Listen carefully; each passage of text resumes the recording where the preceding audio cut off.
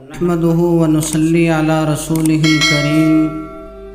أما بعد فأعوذ بالله من الشيطان الرجيم بسم الله الرحمن الرحيم واللاتي تخافون نشوزهن فعظوهن واهجروهن في المضاجع واضربوهن صدق اللہ العظیم۔ آج آپ حضرات کے سامنے سوات کے اندر علاقہ چالیار میں جو سانحہ پیش آیا اس پر گفتگو کرنا چاہتا ہوں۔ وہاں پر ایک مدرسے کے اندر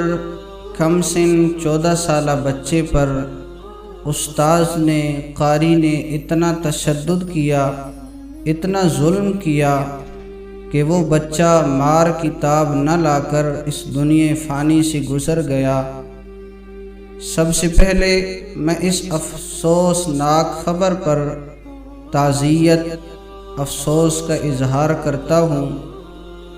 پھر اس کے بعد اس بچے کے لیے ہم دعا گو ہیں کہ اللہ جل شانہ اس کی مغفرت فرمائے، اللہ جل شانہ اس کے درجات کو بلند فرمائے، اور اس کے بعد اس کے لواحقین سے میں تعزیت کرنا چاہوں گا۔ اللہ جل شانہ کی ذات سے دعا ہے اللہ جل شانہ لواحقین کو صبر جمیل عطا فرمائے۔ سوات کے جو علماء کرام ہیں ان کا بھی متفقہ فیصلہ آ چکا ہے۔ انہوں نے بھی یہی کہا ہے کہ دین اسلام امن اور محبت کا دعوے دار ہے، امن، محبت، پیار کا درس دیتا ہے، جبر و تشدد یا ظلم کا درس نہیں دیتا۔ لہٰذا یہ جو سانحہ پیش آیا ہے کہ جس کے اندر ظلم و تشدد اور جبر کیا گیا ہے، اس پر وہ فرما رہے تھے کہ ہم اس کی حوصلہ افزائی نہیں کر سکتے، ہم اس کی حوصلہ شکنی کرتے ہیں۔ چونکہ بعض اوقات مدارس کے اندر بھی، حالانکہ مدارس دینی مراکز ہیں، ان کی بڑی حیثیت ہے، انہی کی وجہ سے دنیا کے اندر دین پھیل رہا ہے، وہاں پر کئی اولیاء اللہ موجود ہوتے ہیں، اہل اللہ موجود ہوتے ہیں، لیکن بعض اوقات انہی مدارس کے اندر چند بندے وہ دین کا لبادہ اوڑھ کر دینداروں کی حیثیت کو مجروح کرنا چاہتے ہیں، تو لہٰذا ہم ایسے لوگوں کی حوصلہ شکنی کرتے ہیں، ہم ایسے لوگوں کی طرفداری نہیں لیتے، بلکہ ان کے خلاف آواز اٹھانے میں ہم آپ کے ساتھ ہیں۔ اگر اس کے گھر والے قانونی کارروائی کرتے ہیں یا جو بھی قدم اٹھاتے ہیں، ہم ان کے شانہ بشانہ شریک ہیں، اور اسی طرح جتنا غم ان کو ہے ہمیں بھی ایسا ہی غم ہے، ہم اس غم کے اندر ان کے شریک ہیں۔ چند باتیں شریعت کی نظر کے اندر قرآن و سنت کی روشنی میں واضح کرنا چاہوں گا۔ شریعت نے اولاً استاذ اور شاگرد کی مار کو بیان نہیں کیا کہ استاذ مار سکتا ہے یا نہیں مار سکتا۔ البتہ ایک آیت مبارکہ نظر آتی ہے کہ جس کے اندر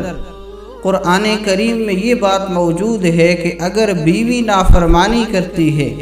تو اسے پہلے سمجھایا جائے، پھر اس کا بستر علیحدہ کیا جائے، پھر اس کو مارا جائے۔ لیکن مفسرین کرام نے وہاں پر بھی یہ لکھا کہ چہرے پر نہ مارا جائے، نشانات والی مار نہ ہو، اور اسی طرح اذیت دینے والی، زخمی کرنے والی مار نہ ہو، بلکہ ہلکی پھلکی اصلاح والی مار ہونی چاہیے۔ تو اس سے اگر اصول اخذ کیا جائے کہ استاذ اپنے شاگرد کو اصلاحاً مار سکتا ہے، تو پھر یہی شرائط اس کے اندر بھی لاگو ہوں گی کہ چہرے پر نہ مارا جائے، اسی طرح اذیت ناک سزا نہ دی جائے، جس سزا سے نشانات بنے ایسی سزا بھی نہ دی جائے، بلکہ جبر اور تشدد سے کام نہ لیا جائے، پیار اور محبت کے ساتھ، شفقت کے ساتھ پڑھایا جائے، بچے کو سمجھایا جائے۔ ہاں اصلاحاً تادیباً اگر کوئی ایک آدھ تھپڑ، ایک آدھ ڈنڈا لگانے کی ضرورت پڑے تو وہ لگا دیا جائے، اس کے علاوہ اتنا زیادہ تشدد نہ کیا جائے، شریعت اس کی اجازت نہیں دیتی۔ اسی طرح حدیث مبارکہ کے اندر موجود ہے اذا ضرب احدکم فلیجتنب الوجہ، جب تم میں سے کوئی ایک کسی کو مارے تو اسے چاہیے کہ وہ چہرے سے بچے۔ اور اسی طرح شریعت نے نرمی کا حکم دیا ہے، ان الرفق لا یکون من شیء الا زانہ،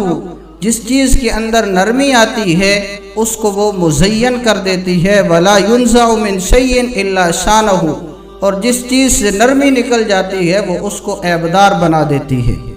تو لہٰذا نرمی سے کام لیا جائے۔ اور اسی طرح اگر فقہی آراء کو دیکھا جائے تو ان کے اندر بھی مشروط مار کی اجازت دی گئی ہے۔ علامہ ابن عابدین حنفی رحمہ اللہ فرماتے ہیں المعلم اذا ضرب للتأدیب، کہ جب استاذ تادیب کے لیے مارے، جاز ان کان دون الحد، یہ جائز ہے لیکن حد سے کم ہو، وہ تعزیر نہ بنے، وبلا وجہ، اور چہرے پر بھی مار نہ ہو۔ اور اسی طرح اگر وہ چھوٹا بچہ ہے، 7 سال سے کم عمر کا بچہ ہے، اسے بھی نہ مارا جائے، اس لیے کہ نماز کے اندر رسول اللہ صلی اللہ علیہ وسلم نے کیا فرمایا کہ اگر کوئی بچہ نماز نہیں پڑھتا تو 10 سال کی عمر کا اگر ہو جائے تو پھر اسے مارا جائے۔ تو اس سے پتہ چلتا ہے کہ 7 سال کا جو عمر کا بچہ ہے یا اس سے کم عمر کا بچہ ہے اسے بالکل نہ مارا جائے۔ دوسری طرف دیکھا جائے تو شریعت نے بچوں کے ساتھ رحم و کرم کی ترغیب دی ہے، من لم یرحم صغیرنا، کہ جو چھوٹے بچوں پر رحم نہیں کرتا، حدیث مبارکہ کے اندر موجود ہے کہ وہ ہم میں سے نہیں ہے، لہذا چھوٹے بچوں پر شفقت کی جائے، اتنا ظالمانہ سلوک نہیں ہونا چاہیے۔ لہذا یہ قرآن و سنت کے اندر اگر دیکھا جائے تو یہ چند چیزیں ملتی ہیں کہ اگر کوئی مارنا چاہے لیکن ادب سکھانے کے لیے، اصلاح کی نیت سے ادب سکھلانے کے لیے، تو پھر اسے مشروط اجازت ہے۔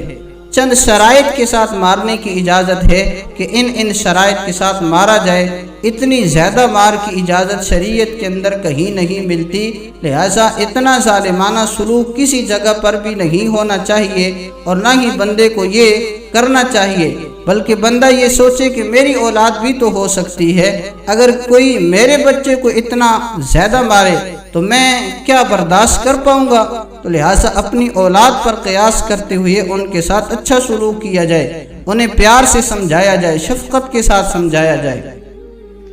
اور دوسری طرف میں یہ بات ذکر کرنا چاہوں گا کہ اس واقعہ کو لے کر تمام دینی مدارس کو تنقید کا نشانہ بنانا، تمام علماء امت، تمام قرائے امت کو تنقید کا نشانہ بنانا، یہ ہرگز درست نہیں ہے، یہ بے انصافی ہے، نا انصافی ہے، اس سے بھی بچا جائے۔ اس لیے کہ یہ 5 انگلیاں ہیں تو یہ 5 انگلیاں برابر نہیں ہیں، ہر ایک قاری، ہر ایک معلم، ہر ایک پڑھانے والا ایسا نہیں ہوتا، ہر ایک دینی مدرسہ ایسا نہیں ہوتا، اس کے اندر ایسا ماحول نہیں ہوتا۔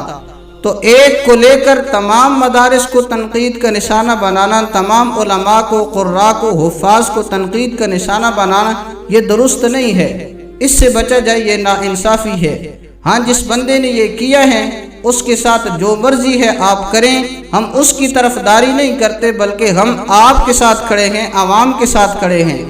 آپ جہاں تک جائیں ہم آپ کے شانہ بشانہ کھڑے ہیں، ہم سے جتنا ہو سکا ہم آپ کے ساتھ تعاون کریں گے۔